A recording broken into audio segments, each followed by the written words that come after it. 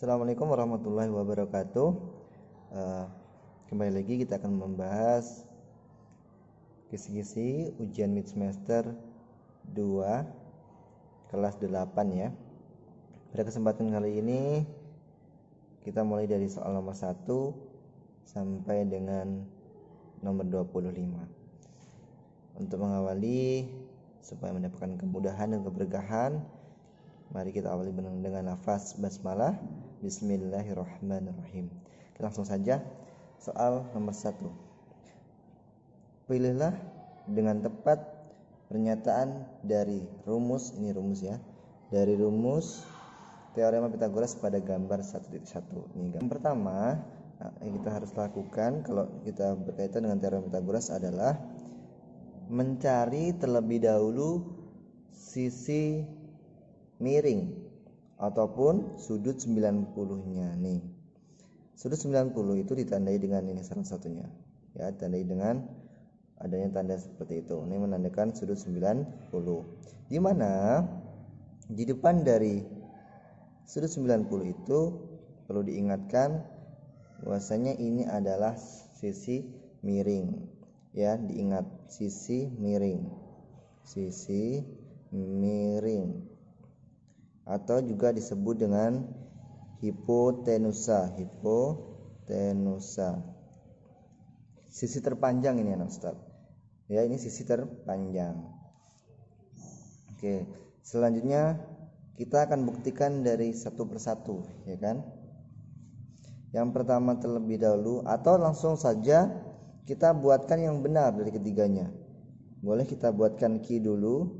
Q sama dengan, ya kan? Nah, Q kuadrat sama dengan R kuadrat ditambah P kuadrat, ya, atau boleh juga P kuadrat ditambah R kuadrat juga boleh. Yang kedua, R kuadrat sama dengan sisi miring dulu, sisi terpanjang dulu, Q kuadrat dikurang dengan sisi lainnya, P kuadrat, ya. Yang terakhir P kuadrat sama dengan sisi miring juga dulu dikuadratkan dikurang sisi lainnya. Sisi lainnya apa? R, ya kan?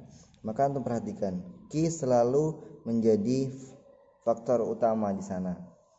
Nih, Q kalau yang ditanyakan selain Q atau selain sisi miring, maka sisi miring dulu dikurang sisi lainnya. Sisi terpanjang dulu dikurang sisi yang lainnya. Oke, baru kita buktikan satu. Dari yang atas dulu ya. Q kuadrat sama dengan R kuadrat tambah P kuadrat, ada nggak? Nih, ini R kuadrat, nanti kan ini bukan, ya kan? Yang Q mana? Oh, nggak ada nih. Di sini ada nih. Q kuadrat sama dengan P kuadrat ditambah R kuadrat. Ini benar. Oke, yang benar adalah yang D ternyata ya. Kalau R gimana Ustadz? Kalau R ini R kuadrat sama dengan Q kuadrat dikurang P kuadrat. Ini ada R nih. Nah, ini ditambah ya, ini juga salah. Nah, R kuadrat ini seharusnya Q dulu dikurang P. Kalau P dikurang Q maka ini salah. Yang terakhir P. Kalau P kuadrat maka Q dulu dikurang R. Ini juga salah. Oke. Nomor 2, dari ketiga sisi segitiga berikut yang dapat membentuk segitiga siku-siku adalah. Oke, syarat segitiga siku-siku misalkan ini ada suatu segitiga ya. A, B, C dengan sisi miring di C, ya. Maka dia segitiga siku-sikunya adalah C kuadrat sama dengan A kuadrat tambah B kuadrat. Itu saja. Maka kita akan buktikan dari A, B, C, D mana yang merupakan C kuadrat sama dengan A kuadrat tambah B kuadrat, ya. 3 ya kuadrat ditambah 4 kuadrat sama dengan 5 kuadrat. Nah, 3 kuadrat berapa? 3 kali 3 9 tambah 4 kali 4 16 sama dengan 5 kali 5 25. Ini 25, ini 25. Nah, terbukti bahwasanya yang A itu merupakan segitiga siku-siku. Ustaz, nanti kalau misalkan disuruh mencari segitiga lancip bagaimana? Ingat, kalau segitiga lancip maka C kuadrat itu kurang dari A kuadrat tambah B kuadrat, ya. Nah, tuh. Mau dicoba? Boleh. Kita coba yang yang B ya. 10 kuadrat ditambah 12 kuadrat sama dengan 12 kuadrat ini 11 afan ya, 11 ya. Ini 100 ditambah dengan 121 sama dengan ini kuadrat juga 144. Nah, ini berapa? Ini 221. Ini 144. Nah, tandanya ini seperti apa? Karena ini 221 itu lebih besar daripada 144. Merupakan apa? Iya, ini adalah segitiga lancip. Karena apa?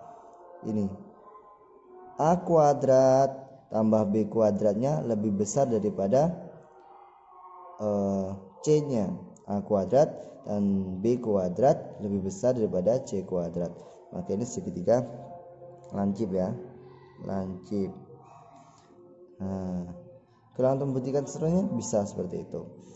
Kalau satu lagi ya, ada 3 nih. Pertama, ini yang kedua, ini yang ketiga ya. Itu ada apa di sana? C kuadrat lebih besar dari A kuadrat tambah B kuadrat ya. A kuadrat tambah B kuadrat itu segitiga lancip, sama pengerjaannya sama ya. Silakan antum berlatih untuk C dan D nya. Nah, adalah termasuk segitiga apa seperti itu. Oke, lanjut nomor 3 ya, boleh ya. Menara misalkan ya, terpancar dari ujung menara ke tanah ya, dari ujung menara ke tanah. Jarak dari ujung tali ke bawah ke menara 8 meter. Tinggi. Sebuah tali sepanjang 10 meter terpanjang dari ujung menara ke tanah. Ya kan? Dari ujung menara ke tanah itu 10 meter. Dari ujung tali bang bawah nih, yang tali yang bawah ke menara adalah 8 meter. Berarti ini ke sini. Ini ke sini. 8 meter. Tinggi menara sampai ujung yang dicapai tali adalah, yang ditanyakan adalah tinggi menara nih. Tinggi menara. Oke. Maka dari itu, nah ini kan sudah tergambar nih. Ini menara. Sisi miringnya mana nih? Sisi miringnya. Nah, di sini sudut 90. Sisi miringnya adalah 10 gitu kan. Maka kalau sisi miring 10 kita anggap ini adalah T-nya, tingginya gitu kan. Maka T sama dengan T kuadrat sama dengan berapa? Sisi miring kan, sisi miring dulu dikurang sisi lainnya 8. Langsung kita buat akal biar tidak lupa. 10 kuadrat berapa? 10 kali 10 100 dikurang 8 kuadrat, 8 dikali 8 itu berapa? 64. T sama dengan 100 dikurang 64 berapa? 36. T sama dengan akar dari 36 berapa? 6. Maka tinggi dari menara itu adalah 6 meter, ya kan? Jawabannya yang D. Oke, paham ya? Oke. Nomor 4, kita lanjutkan nomor 4. Nah, perhatikan gambar 1.2 berikut. Nih gambarnya ya. Tentukan panjang sisi AB. Mana AB? AB ini. Nah, langkah pertama ingat, langkah 1 itu mencari sudut 90-nya. Nah, maka di sini mana sudut? Sini titik A, C atau B? Titik B sudut 90-nya. Ingat. Ya kan? Sudut 90-nya adalah pada B. Dia membentuk runcing seperti ini. Ya. Nah, misalkan itu ada 360, ya kan, lingkaran. Maka ini semuanya sudut 90 tuh. Ini sudut 90, ini sudut 90, ini sudut 90, ini sudut 90. Tanda itu ya. Ini 90, ini 90, ini 90, ini 90. Gitu. Ya. Nah, di depannya itu adalah, di depan sudut 90 berapa? Di depan sudut 90 adalah sisi miring. hipotenusa ya, sisi miring 17. Maka langsung saja kita misalkan ini kan di depannya sudut 9 di depan sudut C adalah, kita bisa tuliskan di sini adalah C kecil. Maka C kecil kuadrat sama dengan berapa tuh? 17 kuadrat dikurang ya, karena sisi miringnya sudah diketahui 8 kuadrat. Oke, langsung kita tuliskan saja biar tidak lupa. 17 pangkat 2, yuk berapa 17 pangkat 2? 289 ya, 17 kali 17 dikurangi dengan 64. C sama dengan akar dari ini berapa dikurangkan ya? 289 dikurang 64 ya. Ini 5, 8 dikurang 6 2 gitu ya. 225. Ya, akar dari 225 berapa? C sama dengan 15. Nah, maka sisi miringnya adalah 15. Ya, paham dong? Ya, paham ya. Oke, kita lanjutkan lagi di pertemuan atau di video selanjutnya, soal 65 dan seterusnya. Silahkan diikuti terus. Jangan lupa dihidupkan loncengnya, di share ke teman-teman antum supaya apa-apa yang antum bagikan bermanfaat untuk yang lain.